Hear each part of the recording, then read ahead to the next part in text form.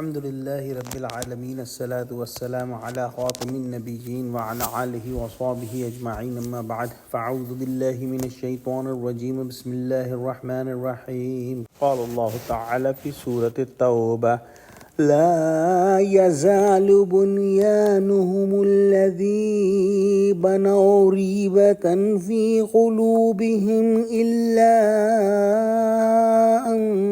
تقطع قلوبهم واللہ علیم حکیم۔ ترجمہ: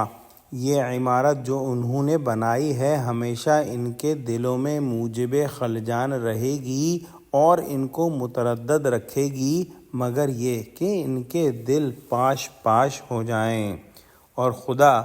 جاننے والا حکمت والا ہے۔ پچھلی آیتوں میں ہم نے پڑھا کہ کس طرح سے ایک عمارت بنائی گئی اور اس عمارت کو منافقین نے مسجد کا نام دیا اور وہ مسجد درار کے نام سے مشہور ہوئی، اور یہ عمارت جو ہے بظاہر ایک اچھے مقصد کے لیے تیار کی گئی تھی، کھڑی کی گئی تھی، لیکن اس عمارت کا اصل مقصد مسلمانوں اور اسلام کو نقصان پہنچانا تھا۔ مفسرین نے ریبہ کا ترجمہ شبہ سے کیا ہے، جس سے مراد نفاق ہے، یعنی اس عمل بد کا اثر یہ ہوا کہ ہمیشہ کے لیے ان کے دلوں میں نفاق پکا ہو گیا۔ جب تک ان کے دلوں کو موت پارا پارا کر کے بکھیر نہ دے، جب تک ان کے دلوں سے یہ نفاق نکلنے کا نہیں، اور یہ اسی نفاق کے ساتھ ہی مرے۔ بعض مترجمین نے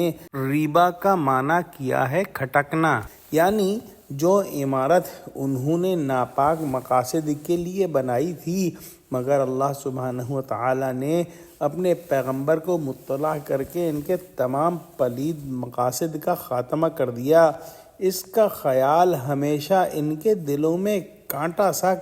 بن کر کھٹکتا رہے گا۔ دعا کرتے ہیں کہ اللہ سبحانہ وتعالی ہم کو قرآن کا فہم عطا فرما، ہم کو سچوں سے جوڑے اور ہم کو صراط مستقیم پر قائم فرما دے، آمین۔ وآخر دعوانا الحمد للہ رب العالمین، والسلام علیکم ورحمۃ اللہ وبرکاتہ۔